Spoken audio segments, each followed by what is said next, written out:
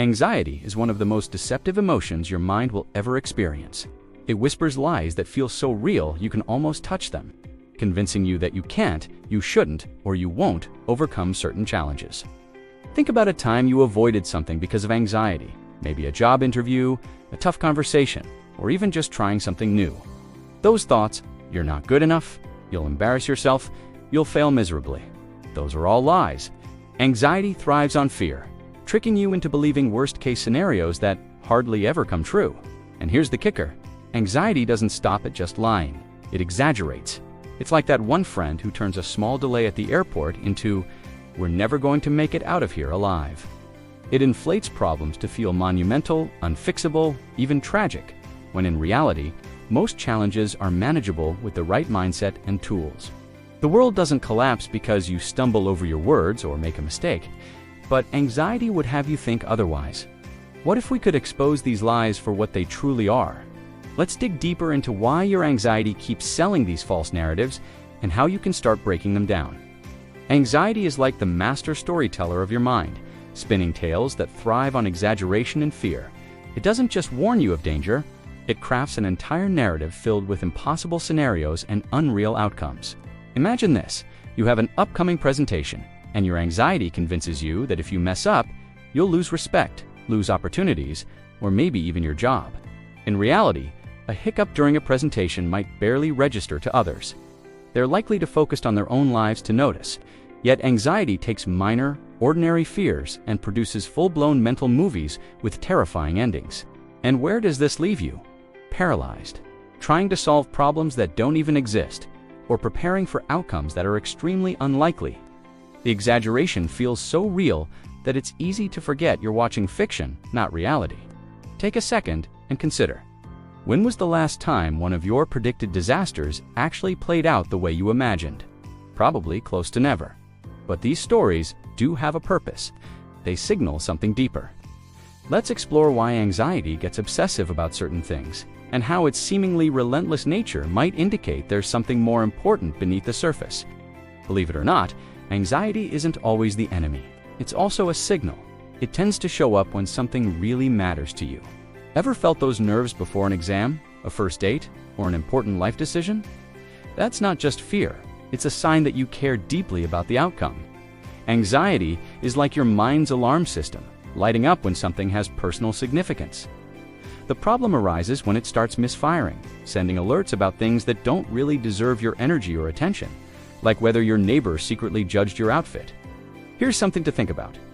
When you don't have a clear sense of purpose or something meaningful to focus on, anxiety tends to latch on to trivial matters. It's like an unruly child needing something to occupy its time. When there's no driving goal or passion lighting the way, minor inconveniences suddenly feel monumental. The truth is, instead of shutting down your anxiety, try to ask it, "What are you trying to tell me? Is there something bigger I'm not paying attention to?" Because often, where anxiety flows, your focus and growth might need to go next. But let's not stop there. What happens when those feelings start building narratives that seem impossible to escape?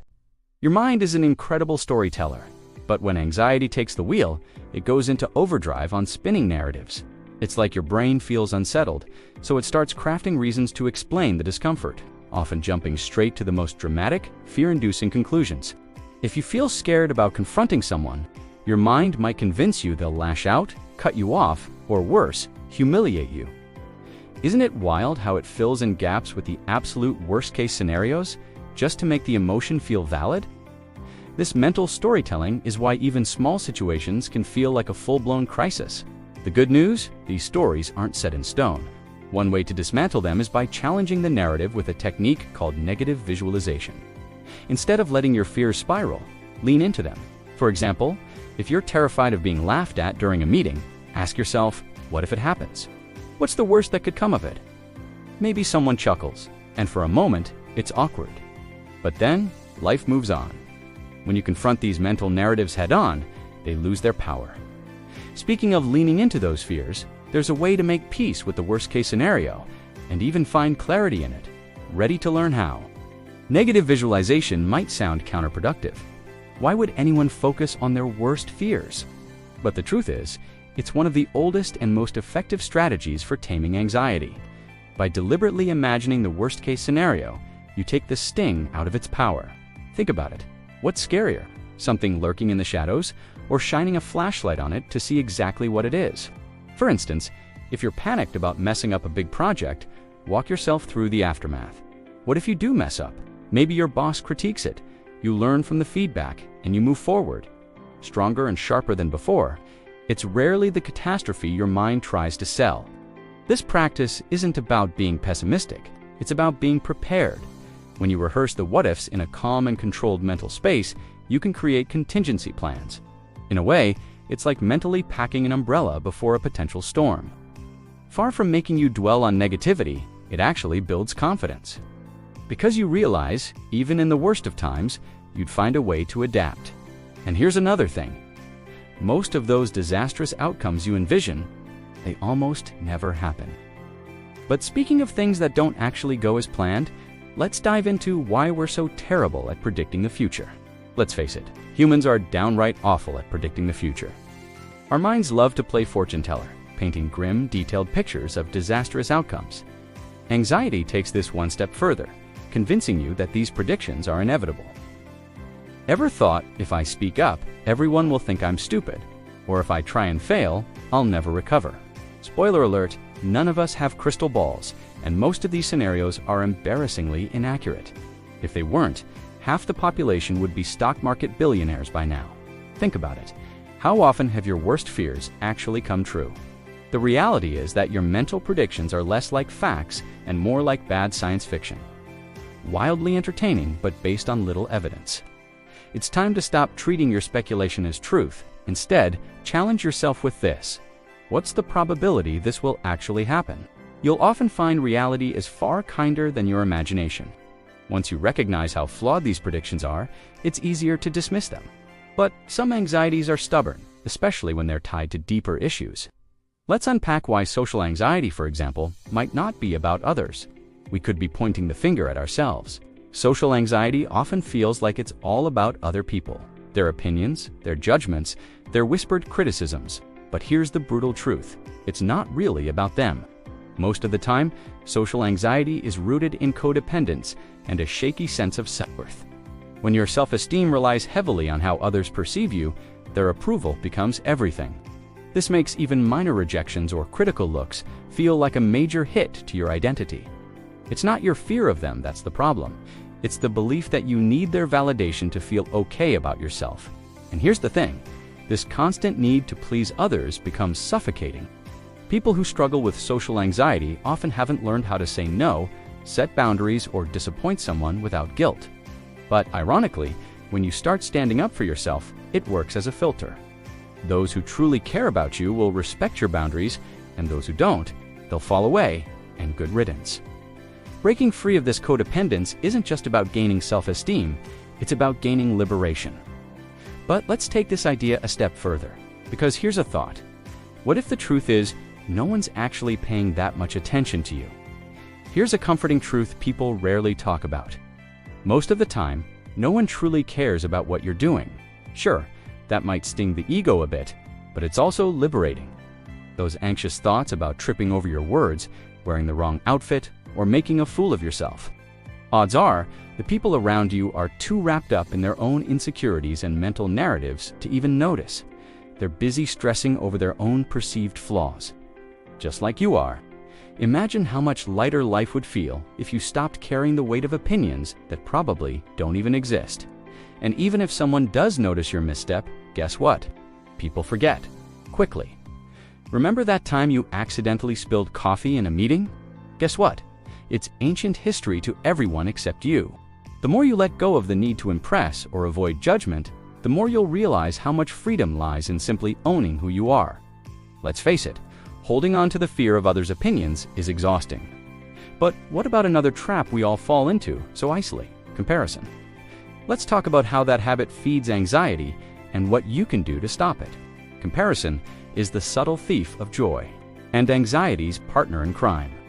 It's so easy to scroll through social media or glance at someone's highlight reel and think, why isn't my life like that? But here's the truth. Comparisons are rarely fair. We stack our struggles against someone else's successes, forgetting that every win comes with sacrifices we often don't see. Sure, Bill Gates has billions, but he also went decades without vacations or personal time. Those Instagram influencers, they probably spent hours perfecting a post while tackling insecurities behind the scenes. Comparing yourself to them is like comparing apples to perfectly photoshopped oranges. The problem is, these constant comparisons create unrealistic expectations, which then feed into stress and self-doubt. Your mind convinces you that you're lagging behind, but in reality, everyone's just figuring it out at their own messy pace. Instead of focusing on others, why not shift that energy inward? Where can you grow? What truly matters to you? Stepping out of the comparison cycle isn't easy, especially when screens and social media are reinforcing it 24/7. And yes, that brings us to one of anxiety's major modern-day accelerators: technology itself. Our modern-day relationship with technology is like pouring gasoline on the anxiety fire. Believe it or not, those endless hours spent staring at screens and scrolling social media are reshaping how your brain handles stress. Constant exposure to curated feeds amplifies harmful comparisons, while the glow of blue light messes with your body's natural rhythms, raising cortisol and adrenaline levels. That surge of stress hormones isn't just making you anxious, it's keeping your body in a state of high alert, even when there's no real danger. Translation: your phone might as well come with a warning label, may cause overthinking and late-night existential dread. And it's not just the physical effects. Excessive screen time floods your mind with a toxic cocktail of unrealistic expectations, unattainable perfection, and the constant fear of missing out. But here's something you can try right now. Unplug. Step away from your screens, even if it's just for an hour. Take a walk, bonus points for nature. Grab coffee with a friend, or better yet, just sit in silence. Breaking free from tech grip doesn't solve everything, but it creates space for you to reconnect with your thoughts and reduce the tension. Speaking of reducing anxiety, sometimes you just need to put it into words. Let's unpack why verbalizing your feelings is such a powerful tool. Ever feel like your feelings grow louder and heavier the longer they stay bottled up? That's because thoughts and fears, when left unspoken, have a way of amplifying themselves in your mind. Verbalization is like opening a release valve when you put your emotions into words. Whether it's talking to a trusted friend, a therapist, or even just journaling, you shrink the size of those emotions. Suddenly, that overwhelming fear loses its grip, and you start to see your feelings for what they really are: just energy running wild in your mind. Here's the best part. Verbalizing your emotions doesn't just help you, it also creates connection. When you share your insecurities or anxieties with someone else, you realize you're not alone. Often, the people you open up to will say, "Me too," and that sense of understanding is incredibly freeing. If a friend isn't available, therapy is an incredible alternative. Services like BetterHelp make professional support accessible, anywhere, anytime. Because the truth is, when you speak your emotions out loud, they lose their power. But managing anxiety is also about preparing your body to face it. Physical habits can directly impact your mental well-being. Let's talk about how taking care of your health can calm your mind. Anxiety doesn't just live in your mind, it's also deeply tied to your body. Poor sleep, a bad diet, too much caffeine, or zero exercise can throw your body into a state of stress, making it harder to manage your emotions. When your body isn't functioning well, it signals to your brain that something is wrong, which intensifies feelings of fear and unease. It's like trying to run a marathon with a broken leg. It's just not going to work. Take small steps, set a consistent bedtime, swap a sugary snack for fruit, or even take a 10-minute walk outside. These minor adjustments make a major difference. Here's something cool. Science shows that green time is as important as screen time is harmful. Ever heard of the green effect? Just spending time in nature can lower stress hormones significantly. Whether it's a trip to the park, a hike in the woods, or even a few plants on your balcony, reconnecting with nature can create calm like few other things. And when your body gets the care it needs, everything starts to fall into place. You'll think more clearly, handle challenges with less stress, and feel more in control. Speaking of control, let's explore how building routines can transform overwhelming uncertainty into something manageable. Life feels chaotic when everything is unpredictable. That's where routines come in. They're like an anchor in the storm of uncertainty. By creating structure in your day, you reduce mental clutter and free your brain from constantly trying to figure things out. For example, starting your morning with a consistent pattern, like drinking water, stretching, or journaling, sends a message to your brain that you're in control. The more predictable your systems are, the less energy your mind wastes on unnecessary stress. It might sound simple, but the power of routine goes far beyond the surface. High performers know this trick well. They don't rely on motivation, they rely on systems. It doesn't have to be complex either. You can create micro habits that are easy to follow, yet incredibly effective, like meal prepping on Sundays or doing a 5-minute breathing exercise daily. When things feel out of control, your routine becomes a safety net. It's not there to stifle spontaneity, but to eliminate the constant chaos that fuels anxiety. And here's the interesting part. When anxiety strikes high achievers, they use it as a signal to focus, grow, and reorient their efforts. Let's talk more about reframing your relationship with anxiety so it works for you, not against you. Here's a surprising truth. Anxiety isn't always your enemy. In fact, some of the most successful people you know feel just as anxious as you, if not more. The difference? They've learned to treat anxiety not as a barrier, but as a signal to grow. It's all about perception. When anxiety starts bubbling up, instead of thinking, "Oh no, something's wrong," ask yourself, "Why is this important to me?" Because often, anxiety shows up when you're stepping outside your comfort zone or facing something valuable. What if instead of fighting it, you started using it as a motivator? Take this as an example. An Olympic athlete might feel anxious before a big event, but instead of panicking, they channel it into focus, honing their routine and sharpening their skills. It's not about wishing anxiety away. It's about altering your beliefs surrounding it. In doing so, you can reframe those nervous jitters as proof that you're alive, growing, and chasing things that matter. And here's the kicker. When you embrace this mindset, today's biggest fears start to feel like tomorrow's victories. But what about the long term? Let's zoom out and see how thinking far ahead can bring your anxieties into perspective. When anxiety has you spiraling, it's easy to lose yourself in the present moment. Everything feels urgent, overwhelming, or permanent. But here's a question to ground yourself. Will this matter when I'm on my deathbed? Harsh, maybe. But this deathbed perspective is a powerful way to shift your focus. Imagine yourself years down the road, reflecting on your life. Would you obsess over a missed deadline, a social slip-up, or a fear of trying something new? Probably not. This zoomed-out lens places your daily anxieties into perspective. They're often much smaller than they feel in the moment. And here's the golden nugget. Taking this long-term view helps you focus on what truly matters. Instead of letting little fears hold you back, ask yourself, what would my future self thank me for doing today? Sometimes the things we avoid, taking risks, speaking up, or chasing a dream, are exactly what lead us to fulfillment later.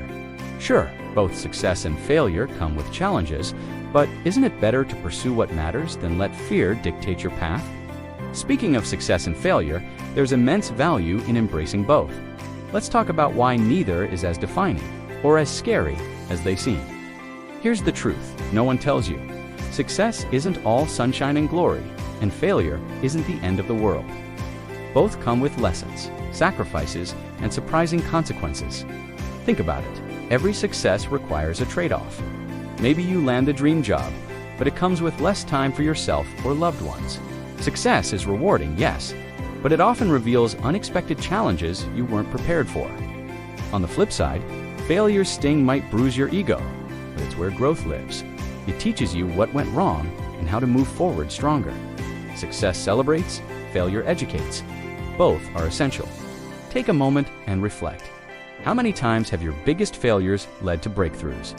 Maybe a rejected job application pushed you toward a better opportunity. Or a failed relationship taught you what you truly value in a partner. Failure isn't the opposite of success. It's the stepping stone to it. So instead of fearing it, embrace it. Success and failure are two sides of the same coin, and they both add depth to your story. But don't go through these highs and lows alone.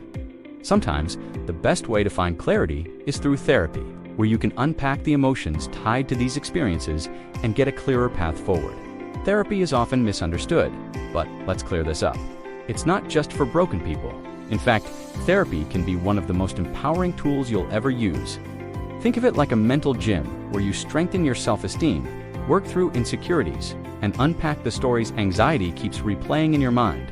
Talking to a professional helps you verbalize feelings you may not even realize you've been bottling up. Whether it's diving into childhood wounds or learning how to manage daily stress, therapy gives you the tools to understand and take charge of your emotions. And here's the beauty of it. Therapy doesn't fix you, it builds you. Services like BetterHelp make the process accessible and tailored to your schedule, breaking the old stigma that asking for help means weakness. But therapy is just one piece of the puzzle. Pairing it with strategies like shifting focus to what's within your control can amplify its impact. The goal of therapy isn't to erase anxiety, it's to help you navigate life confidently, even when anxiety shows up uninvited. So, what does focusing on control actually look like? Let's explore how this mindset can ease your fears and bring some peace. Anxiety feeds on the uncontrollable, the things you can't predict, fix, or prevent. But here's the thing. The key to reclaiming your life lies in focusing on what is within your control. It's a mental filter. Every situation can be sorted into two piles, what I can influence and what's out of my hands. Let's say you're anxious about a meeting. You can't control how others react, but you can control how prepared you are. Shifting your energy to what's actionable not only calms the storm, but also reaffirms your sense of power. Here's a liberating idea. Create a fuck it list for unnecessary concerns. Seriously, write down all the things stressing you out that you can't change, and then let them go. These could be worries about others' opinions, past mistakes, or hypothetical. By giving yourself permission to release the unmanageable, you free up energy to focus on what truly matters. Control isn't about micromanaging life, it's about mastering your response to it. And when life throws you those inevitable curveballs, there are practical tools to help calm your body and mind in the moment. Let's explore some of those next. When anxiety takes over, it's like a runaway train. You feel powerless to stop it. But here's the good news. There are small, actionable techniques that can help you regain control.